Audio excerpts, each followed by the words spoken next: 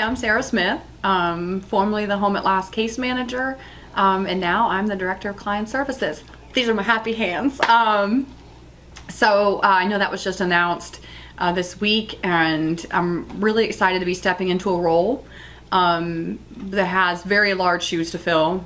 We all know Mr. Washington was in this position for 12 years, I believe it was, and he made such a big difference to the community and the people that he served and us even as case managers. So to come in behind him, I'm trying to figure out what do I want my leadership to look like? What do I want my legacy to be while I'm at Back Bay Mission? And interestingly, yesterday we met with a lot of people that were really a big part of who Back Bay Mission is today.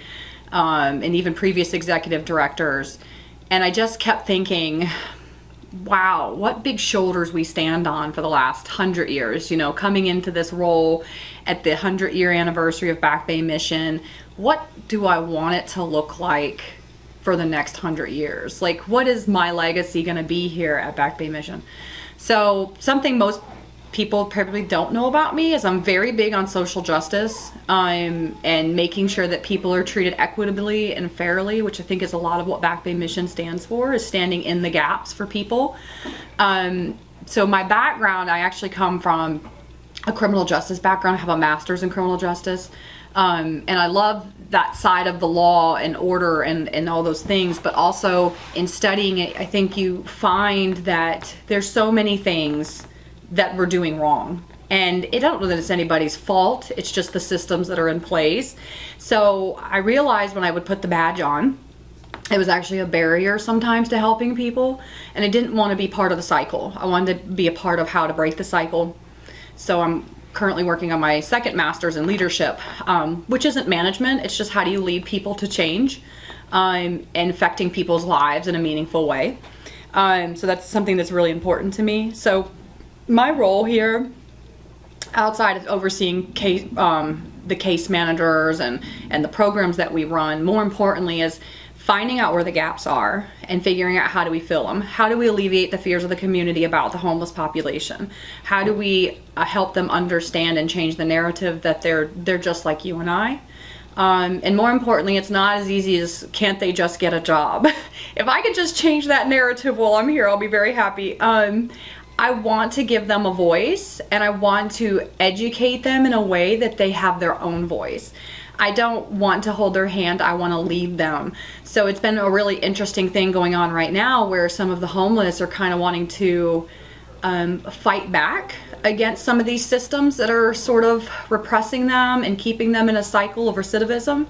So, you know, watching them make campaign signs and watching them fight the fight on their own and being a part of that is huge. Like, if I can print you the city ordinances and highlight the important stuff and educate you, education is so important. And it's often undervalued. When we think back to slavery and we think back to people that have been kept in literal chains and figurative chains, it's because they weren't allowed to be educated. They weren't allowed to read and think for themselves. So I'm really big on educating other people, giving them the resources that they need to be successful. Because I think the number one thing in being in any type of leadership role is I'm successful when everybody around me is successful. So I want to make sure that my team is thriving, the homeless are thriving, the community is thriving. So I want to find a way while I'm in this role to make our programs the best they can be, to most efficient and effective, so that people are not languishing in homelessness. Our responses are what the homeless need from us, or the people in need, because we don't just deal with homeless people, but that we're giving the services that they need. We take the assumptions of what we think they need out, and we really hear their voices. That's really important to me, is making our programs the best that they can be, making the Micah Day Center the most efficient place, continuing to bring services to the guests here so that they're not going around to 20 locations to get what they need. So we've been bringing a lot more people back in, other organizations. We'd love to continue to partner with organizations because it's very difficult without transportation to get to all the places that they need to be successful. and create sustainability. We're not trying to create dependency, we're trying to create sustainability.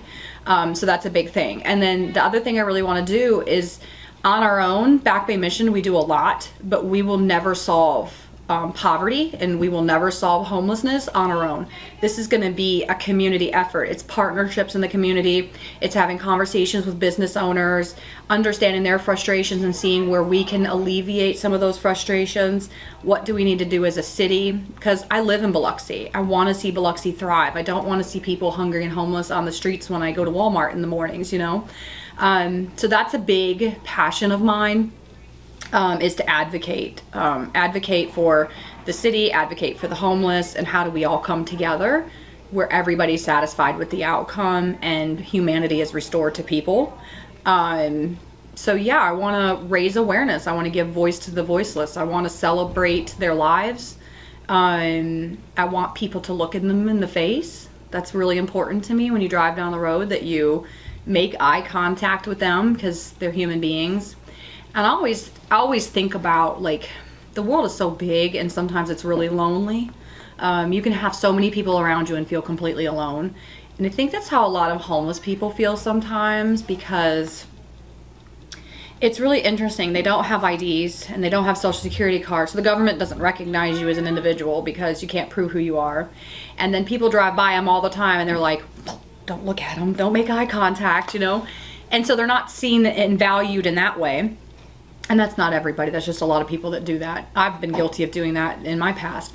So I think sometimes even when we buy them an ID and they just stare at it and they're like, I'm a person again. I want them to feel like that all the time, not just with an identification. I want people to go up and ask them about their stories and say, you know, how did you become homeless? There's this misperception out there that if you're poor, you're homeless. There's a lot of people in poverty that make it every day. So what are our underlying issues? What is creating the homelessness? Mental health, addiction, life events, economy. The economy is causing all sorts of new issues with the price of gas and food. I have 6 kids between my husband and I. So, I mean, there's times when I'm thinking, wow, my food bill is extremely high. I don't know what I would do without both of our incomes. So we look at these mothers who don't have maternity leave and they've had a baby and they just need help for 6 or 8 weeks and they have no partner. That's where we start to stand kind of in those gaps. And those are the things I want people to understand. We have people on the streets with master's degrees that life happened to, and life has happened to me. I've just had a good support system, and life has happened to probably a lot of us, but we've had a support system. Now picture a person on the street dying with cancer, which we've had, who has no support, no living relatives, no family, no children. What are they supposed to do? So social injustices, huge passion.